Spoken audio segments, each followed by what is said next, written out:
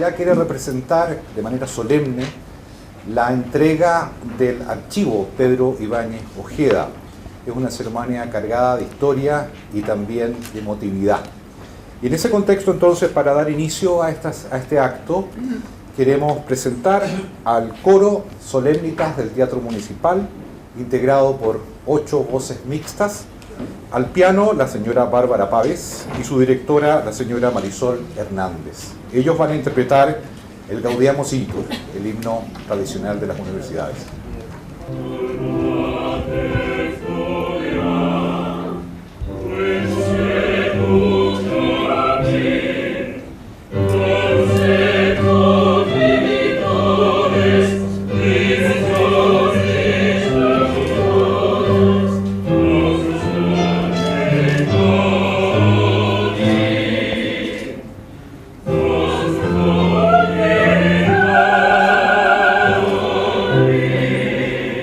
Bienvenida a todos, como dice Claudio, a esta ceremonia oficial de la entrega formal del archivo don Pedro Ibáñez, quien fue fundador de la Escuela de Negocios de Valparaíso, gran impulsor, la que posteriormente derivó en lo que es hoy la Universidad Adolfo Ibáñez. Hablaba con Adolfo que todo esto el otro día Adolfo paseaba por el campus de Valparaíso y a los alumnos le decía, mira, iba Adolfo Ibáñez, y no voy a creerlo, ¿no? Pero es lo bonito, ¿no es cierto?, de tener parte de la historia de esta universidad presente. Y hablábamos de la significancia de esta ceremonia, porque tampoco hay tantas oportunidades para acordarnos y celebrar a don Pedro Ibáñez, y esta es una, ¿no? Durante 20 años el material de este archivo fue cuidadosamente mantenido por Adolfo, quien comenzó a dirigir en abril del 2015 un equipo compuesto por historiadores, sociólogos, para que lo clasificara, lo describiera y lo digitalizara. El contenido del archivo reseña a través de la mirada de don Pedro Ibáñez buena parte de la historia de Chile en la segunda mitad del siglo XX, a través de cartas manuscritas, hemos visto algunas imágenes, artículos de prensa, discursos, fotografías, folletos, notas personales, libros e incluso diapositivas y discos de audio. Uno se atreve a pensar también que el archivo da cuenta de la forma de trabajo de quien fuera su dueño. Don Pedro mantuvo durante 40 años sus documentos, dando cuenta de un estilo que no solo es meticuloso, sistematizado, sino también es revelador de cuánto apreciaba la información y el fácil acceso a la misma. Este archivo contiene antecedentes sobre su actuación política, académica, empresarial y de otras inquietudes privadas y personales. Constituye una valiosa fuente de información entonces e investigación que nos permite indagar en el quehacer de un testigo privilegiado de la realidad nacional de esos años.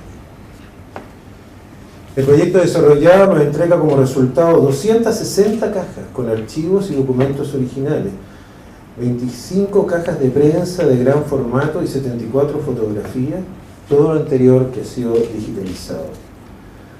Junto con ello contiene una base de datos y un sistema de indización para facilitar la búsqueda de los documentos. Para la Universidad Adolfo Ibáñez, esta entrega reviste, como digo, un doble significado. Primero, por el autor de este archivo, que es don Pedro Ibáñez, pero también porque la biblioteca de cualquier universidad no solo se nutre de libros, bases de datos o documentos.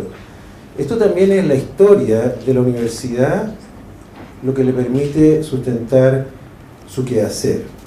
En parte, a través de este archivo, está también la historia de la universidad. Es por ello que tener el honor de seguir preservando el archivo de don Pedro Ibáñez significa un vínculo concreto y valioso con el pasado de la institución. Estamos seguros que el archivo será de gran utilidad para investigadores y estudiosos que encontrarán un material valioso para el trabajo en diferentes áreas.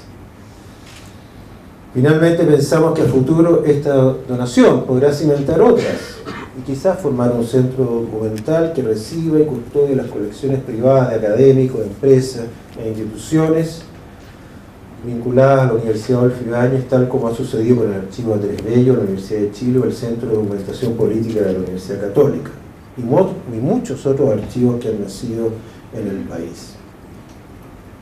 Don Pedro Ibáñez fue el impulsor de nuestra universidad, y no deja de ser significativo entonces que también sea hoy el impulsor del archivo, que esperamos se siga nutriendo de otros con aportes fundamentales. Por lo anterior, a nombre de la universidad, agradezco a la familia Ibáñez, en este caso especialmente a Adolfo, por esta nueva contribución a nuestra universidad, y Adolfo, le queremos dar la seguridad que tendrá un buen cuidado y un múltiple uso. Muchas gracias. Invitamos al historiador y miembro de la Academia de la Historia de Chile, al señor Adolfo Ibáñez Santamaría.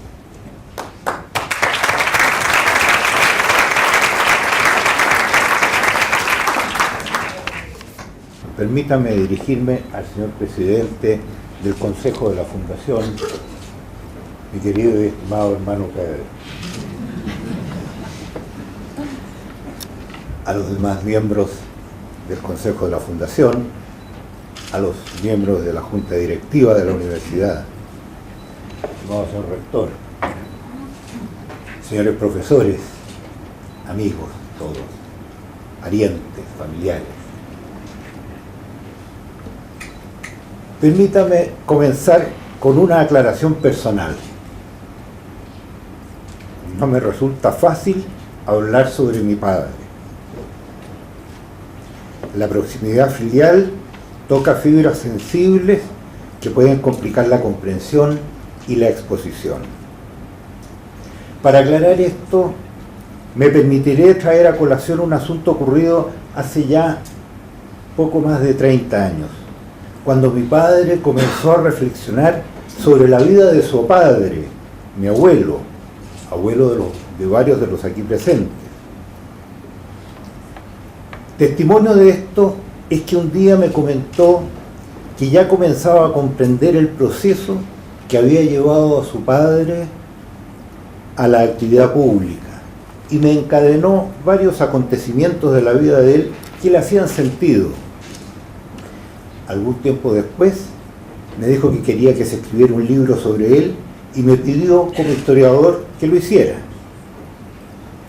Todo esto coincidió con que algún tiempo antes yo había tomado algunos de los escritos de mi abuelo, publicados bajo el título Reflexiones de un alojado, y me había llevado la sorpresa de verme retratado en ellos hasta en los rincones más recónditos de la intimidad. La conclusión fue que no era inocuo aproximarse a los seres tan cercanos. Por este motivo me negué al pedido de mi padre en ese momento. Pedí que posteriormente se lo solicitara a Gonzalo Vial. Ahora, en este acto, en esta sala, me veo abocado a aproximarme a mi padre. Pero se trata solo de aproximarme al archivo de él. Es una sutileza. Sin duda, es una sutileza. Pero valga como excusa y explicación. Dicho esto, ahora trataré de ser historiador. El archivo de mi padre es el resultado de su actividad cotidiana en Santiago a lo largo de 4 décadas hasta el momento de su enfermedad a fines de 1991. Es importante precisar este dato, pues el registro de su paralela actividad en Valparaíso no sobrevivió a los traslados de oficina. Durante este largo tiempo, su secretaria en Santiago, señora Jimena Jáuregui, fue archivando la enorme cantidad de papeles que resultó de esta labor y que da cuenta de ella. Haber conservado este archivo fue producto del azar. Lo normal es que se hubiera perdido.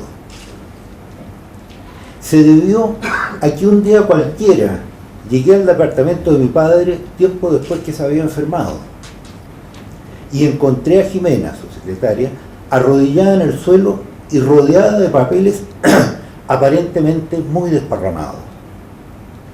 Al consultarle qué hacía, me respondió que le habían dado la instrucción de seleccionar lo que parecía más importante y votar el resto.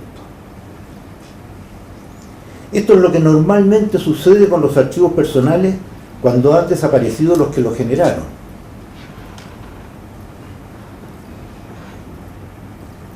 Ocupan un enorme espacio sin cumplir ninguna función y se transforman en un lastre o más bien una pesadilla.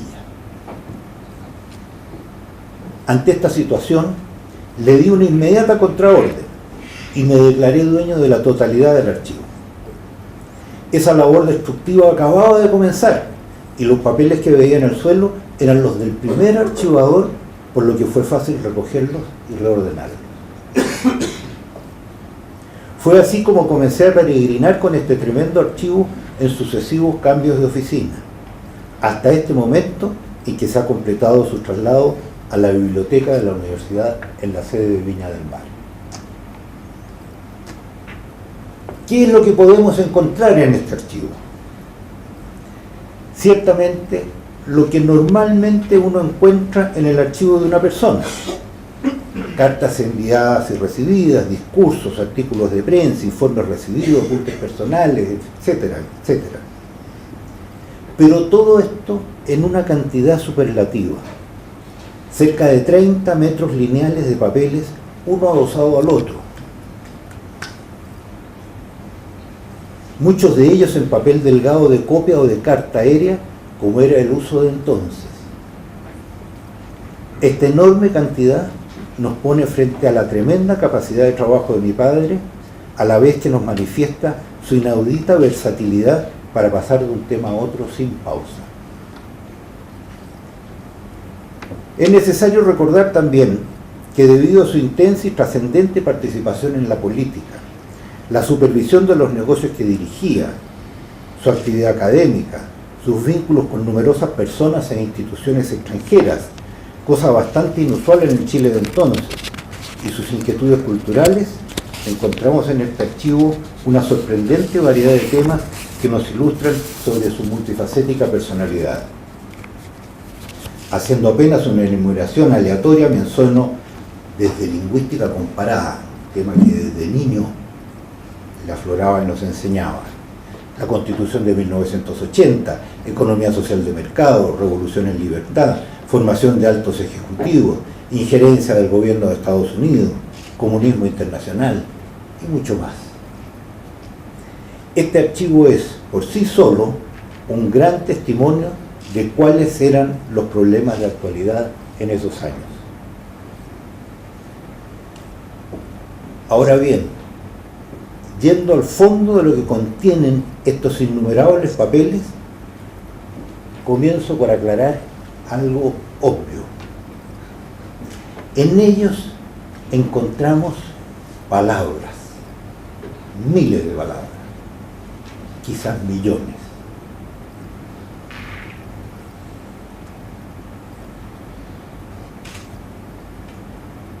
Palabras que manifiestan su saber y el espíritu que lo animaba. Y bien, ¿para qué son las palabras? ¿Qué función cumplen?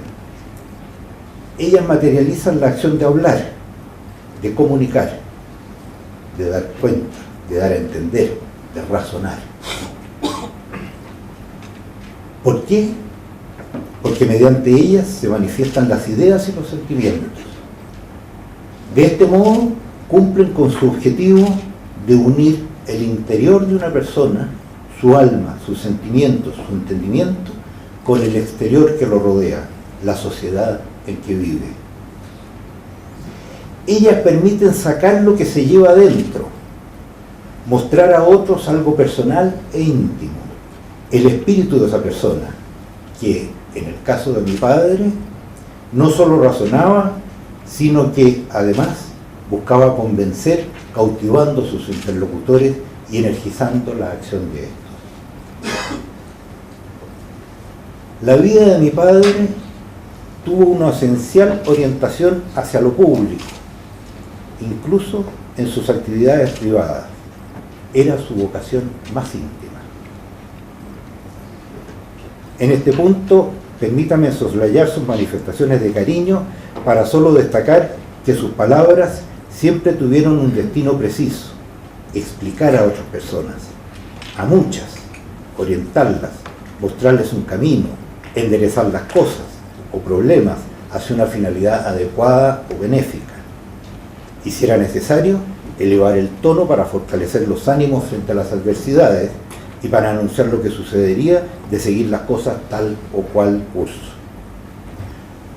Fue un luchador y un guía que no eludió los retos de aquellos años, por lo que no extraña que su lugar haya sido siempre la primera fila en la acción, en el combate, no solo por sus ideas, que desde muy joven se preocupó por cultivarlas, sino por las de muchos otros que, consciente o inconscientemente, necesitaban de alguien que los formara o estuviera al frente de ellos para orientarlos y para animarlos. Y lo hizo manteniéndose siempre consecuente consigo mismo, sin adular a nadie y sin respeto por los decires comunes, lo que hoy conocemos como lo políticamente correcto. Fue la dirección hacia la cual lo empujó su vocación, su espíritu.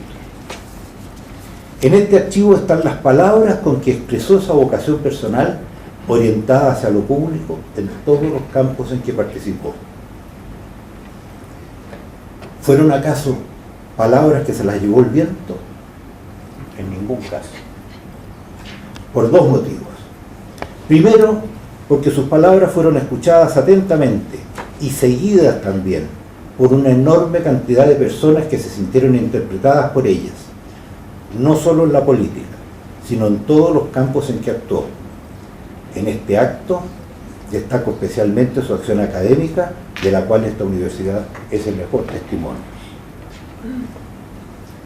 Fueron palabras que sostuvo a lo largo de su vida contra viento y marea, más aún contra la maledicencia de muchos, el escepticismo de tantas y tantas personas y la contradicción de aquellos que se preciaban ruidosamente de ser los líderes indiscutidos de la sociedad. Sus palabras fueron acogidas y recogidas por muchas y muchas personas que se alimentaron con ellas y por otros muchos que contribuyeron eficazmente a transformarlas en realidades. Segundo, no se las llevó el viento porque están en este archivo que hoy entrego a la universidad. Estas palabras quedaron en los papeles que forman este archivo y desde aquí podrán continuar cumpliendo la misión con que fueron escritas. No obstante, cabe preguntarse qué es lo que realmente podemos obtener de las palabras guardadas en estos papeles. En este punto, les pido a cada uno de ustedes que se imaginen frente a un espejo grande. Allí estamos viendo con todo detalle nuestra figura, nuestras facciones, la ropa que llevamos. Es una operación que hacemos a diario sin darnos cuenta. Sin embargo, fíjense en un detalle.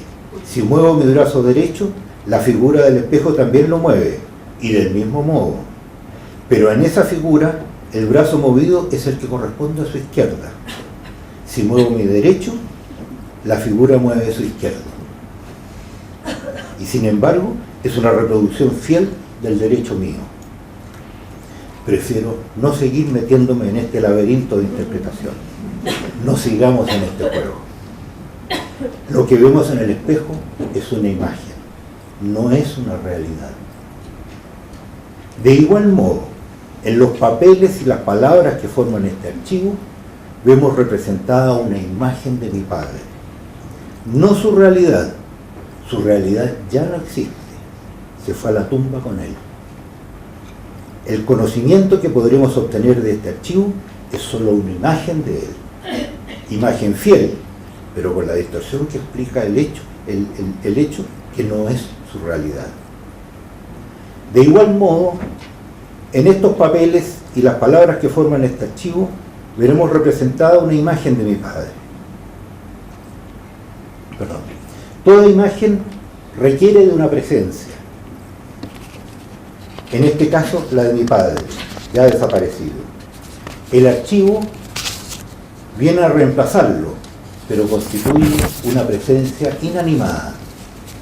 Una presencia que no puede autoexplicarse cada vez que lo interroguemos, porque estas palabras solo son un vestigio, una impresión, una huella de la persona ya desaparecida.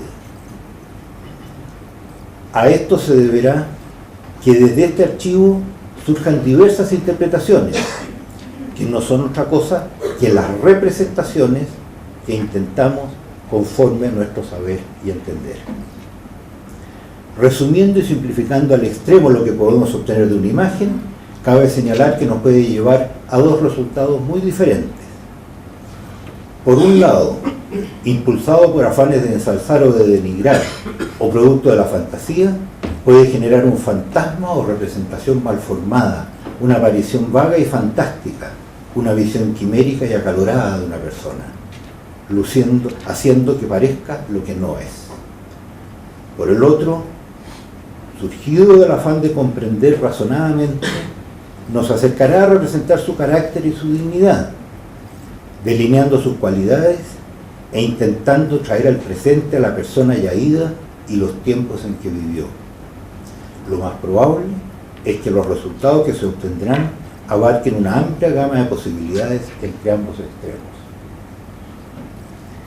Este será el destino de este archivo, sirviendo de fuente de consulta para un número indeterminable de investigadores. Podrá ser usado en diversas formas con sus consecuentes resultados. No deberemos extrañarnos, por lo tanto, que de aquí salgan apreciaciones muy diversas, las mismas que en vida suscitó mi padre, precisamente por haber sido un luchador. Y el destino de quienes fueron luchadores es seguir en combate indefinidamente. De este modo, este archivo será una especie de campo de batalla, silencioso e infinitamente extendido a través del tiempo. Este es el sentido de esta donación: abrir esta posibilidad de investigación, ya que si no existiera o este archivo permaneciera privado y oculto, sería como matar definitivamente a mi padre, lo que alteraría gravemente el conocimiento de la historia, la de nuestra familia, la de esta universidad, la de nuestro país. Reciba pues, señor rector, este archivo que contiene las palabras y el espíritu que conllevan, que nos transmiten la imagen de don Pedro Ibáñez Ojeda. Para dar testimonio de la utilización del archivo, queremos invitar al profesor Leonidas Monte. Él quiere hablarnos de estos secretos que hacen historia.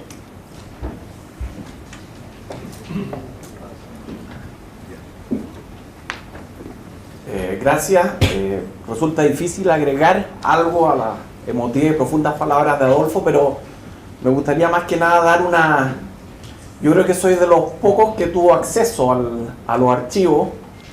Déjenme contarles la anécdota que tenían un guardián, que era Adolfo, que los guardaba con mucho celo, y en el minuto que yo le pedí, por favor, déjame acceder a esos archivos, Adolfo me miró y en un minuto me dijo, bueno, pero con una sola condición: dejas todo tal cual estaba y no puedes sacar ni una sola hoja de esta sala.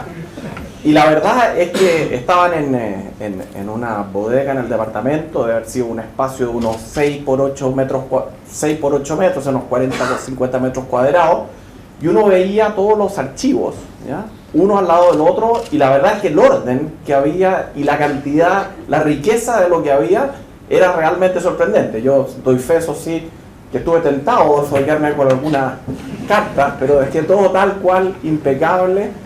Y déjenme contarles un poco para qué sirvió esto, porque yo creo que esto es importante, más que hablar de la figura de don Pedro, que es un personaje político e histórico del siglo XX fundamental en nuestra historia. Ustedes conocen la historia de él, la creación de la escuela de negocios, la cantidad, lo que hacían en esa época tanto don Pedro como don Manuel de ir a Stanford, a Harvard, cuando todos estaban preocupados de estudiar Derecho, etcétera. Ellos ya estaban viendo hacia dónde era el futuro de este país, y es realmente impresionante. Ustedes, yo curioseando otros archivadores, porque yo venía cada 2 meses a Chile y tenía la posibilidad de acceder a la llave de la bodega de Adolfo. Entonces yo llegaba y me metía ahí nomás. Y la cantidad de cosas es sorprendente. Pero déjeme contarle un poquito. Uno va a entrar en lo político, ustedes ya saben eso. Esto no me dedicar a la figura, a quién fue, qué es lo que hizo, sino que me voy a concentrar en algo. Y quiero mostrarle esto. Nosotros esa investigación la escribimos con Bruce Caldwell en la Universidad de Duke, y fue una investigación acerca de las visitas de Hayek a Chile. Curiosamente se había escrito mucho en el extranjero al respecto, pero no había una mirada rigurosa de qué es lo que exactamente sucedió. Y nosotros nos dedicamos con Bruce, que es un experto en Hayek, a estudiar esto, a ver qué es lo que había sucedido. Entrevistamos a muchas personas que están acá, Don Carlos, Rolf, Oscar Godoy, etc. Y yo tenía la idea, ya estaba tan entusiasmado que quería hacer un libro, pero Bruce es el que hace los libros, así que terminamos en un paper, ¿no? Él hace los libros de Hayek, así que terminamos haciendo un paper. Y este paper, déjeme contarles por qué fue tan importante y que refleja de alguna manera la importancia que tiene este archivo. Este paper, que se publicó el año 2014, el año 2015, ganó el premio del mejor paper del History of Economics del año 2015, del mundo. ¿Ya? Eso refleja el interés que tienen estos eventos y lo que sucedió realmente con las visitas de Hayek a Chile. Y la verdad, y esto yo lo reconozco públicamente, es que ese paper no se hubiera ganado ese premio si no hubiéramos tenido la generosidad de Adolfo, que nos permitió acceder a esos archivos, porque ustedes no se imaginan la cantidad de información que encontramos ahí. Y es por eso que si ustedes ven ahí, se le agradece a todo el mundo. Esta es la entrega del premio. Esto es más pretencioso, eso sí. Pero esta foto la sacó un académico, como pueden ver, que hubo una ceremonia al año siguiente, en que con Bruce tuvimos que recibir este galardón en la cena de la conferencia. Y ahí es donde nosotros publicamos una versión después en español, más breve, que apareció en la revista de Estudios Públicos, y quiero que lean esto: la autorización para reproducir extractos de los archivos de Hayek, así como el acceso a los archivos de Pedro Ibáñez Ojeda, permitida por Adolfo Ibáñez Santa María. Eso fue fundamental, ¿ya? Y sin el acceso a esos archivos, yo creo que esto no hubiera sucedido. Ahora, déjenme contarles un poco cosas que descubrimimos ahí. Ustedes no se imaginan, estamos hablando de archivos que son, o sea, de cartas, correspondencias de los años 60, 70, que es lo que revisamos nosotros. Y a mí lo que más me sorprendió, y este es un testimonio personal, es la cantidad de contactos que tenía don Pedro Ibáñez afuera. O sea, era una persona que tenía correspondencia personal con Hayek. ¿Ya? A Hayek lo trajo a Chile, ¿quién? Don Pedro Ibáñez. ¿Ya? Era una persona que tenía correspondencia personal, y esas son las cartas que me quería llevar Adolfo, pero están ahí todavía, con Friedman. ¿Ya? Y aunque, por ejemplo, el año 75 Friedman hizo esa famosa visita a Chile que fue tan polémica, él al día siguiente de llegar a Chile, ¿ustedes saben lo que hizo? Fue a Viña del Mar. Y fue al campo, ¿cómo se llama el campo? No, al campo, a Colunquén. Y fue a Colunquén a almorzar con Pedro Ibáñez, y antes lo llevó a recreo, a la universidad, etc. ¿Ya? Y no solo eso. ¿Ya? Fíjense lo siguiente, esto es súper interesante. Esto lo sabe muy bien don Carlos. El año 82 se organiza la Mont Pelerin Society en Chile. ¿Ya? Esta idea la tuvo Pedro Ibáñez por ahí por el año 77. Y con una perseverancia y un tesón, y con la ayuda de Carlos, insistieron e hicieron la Mont Pelerin Society Meeting acá en Chile el año 82. Si alguien en el año 77, 78, 79 le hubieran dicho se va a hacer la Mont Pelerin Society en Chile, donde hay un régimen militar y todo, todos hubieran dicho no, difícil. Don Pedro y Carlos lo lograron. Y no solo eso, vino Milton Friedman por segunda vez, invitado nuevamente ¿por quién? Por don Pedro Ibáñez. Otra cosa, el primer miembro de la Mont Pelerin Society chileno fue Pedro Ibáñez Ojeda. Después entró Carlos, que fue el segundo chileno, yo creo que como miembro, ¿no? Esa es la historia. ¿Ya? Y no solo eso, don Pedro mantenía correspondencia no solo con Friedman y Hayek, que eran premios Nobel, estamos hablando de Chile en el año 70. Esto era un país, imagínense lo que era, sino que mantenía contacto con Erhard, con otros personajes realmente impresionantes. Entonces a mí lo que más me impresionó de leer todas las invitaciones que hacían para la Montpellier, de la correspondencia que tenía con Manuel Ayau, don Carlos se va a acordar de Musso, que tenían un grado de amistad también sumamente profundo, y uno lo ve de las cartas y de la correspondencia entre ellos. Entonces yo si tuviera que rescatar algo, diría lo que hay ahí en esos archivos, y por eso pongo, son secretos que hacen historia. ¿Por qué? Porque hay muchísima información que claramente va a servir para los historiadores de la economía, para los economistas, para la historia política del siglo XX en Chile.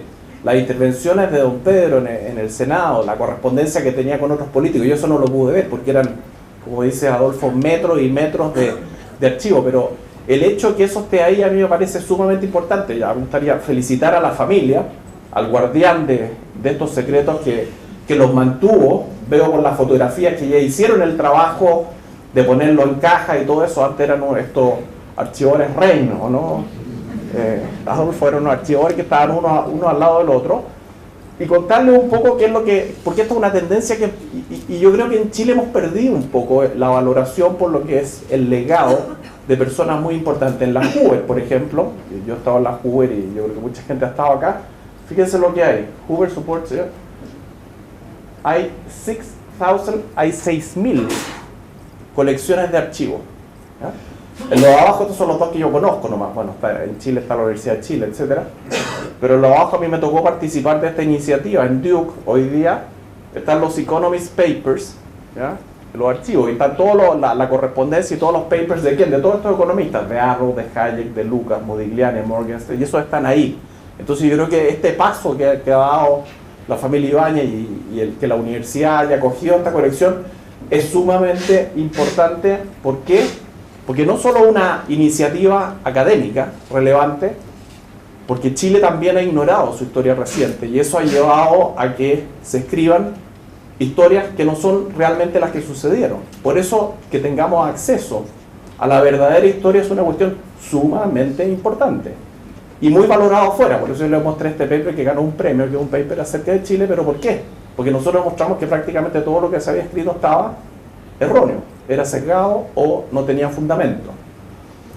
No me cabe duda que todo lo que hay ahí en términos de lo que fue la formación de la universidad, estos dos grandes pioneros, que a mi juicio merecen una estatua junto a Adolfo en la universidad, y junto a don Adolfo, que fueron don Pedro y Manuel, ¿no es cierto?, que hicieron esta universidad y que fueron promotores de algo muy innovador y vanguardista en la época, debe estar ahí. Y para la historia de la universidad yo creo que esto también es importante. Y por último, porque son archivos que van a escribir lo que es la historia política y económica del siglo XX. Para terminar la ceremonia, vamos a invitar al coro a cantar el Aleluya de